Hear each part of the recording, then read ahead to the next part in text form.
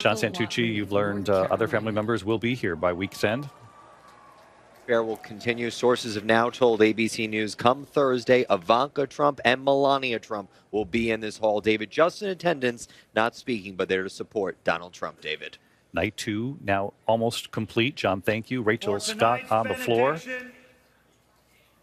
The energy on that floor, even when rivals took the stage to support Donald Trump.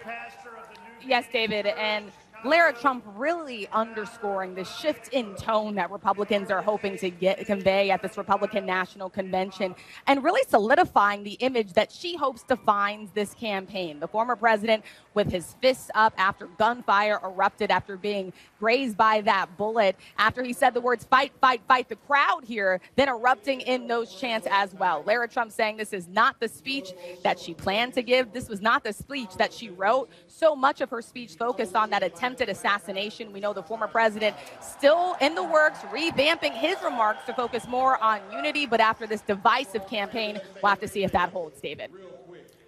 Thank you, Rachel. John, Carl, this is clearly a family affair. Yeah, and the unity here that Trump saw and wanted and wants is the unity of Republicans in support of him. And you saw that with DeSantis and Nikki Haley after that bitter primary, offering full-throated endorsements.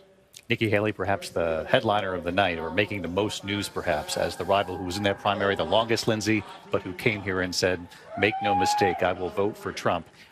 People don't always agree with him.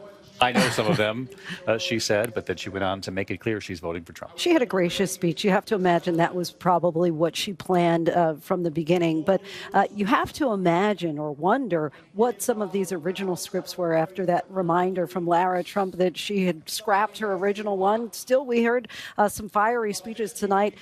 They're saying that this is a more toned down, more civil discussion that they're having. I talked to Eric Trump today. He said that he, too, has changed his speech for Thursday. So we'll see what continues to progress over the next few days. Eric Trump told you he changed his speech for Thursday. Donald Trump told John Carl yesterday the former president has changed his speech as well.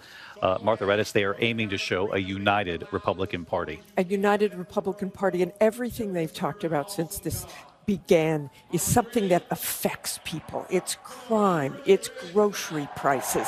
That's what they want to talk about, and they're also still tapping into people's fears.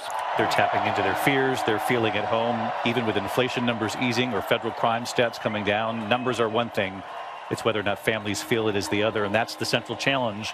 Mary Bruce for the Biden administration as they move forward with Joe Biden's campaign.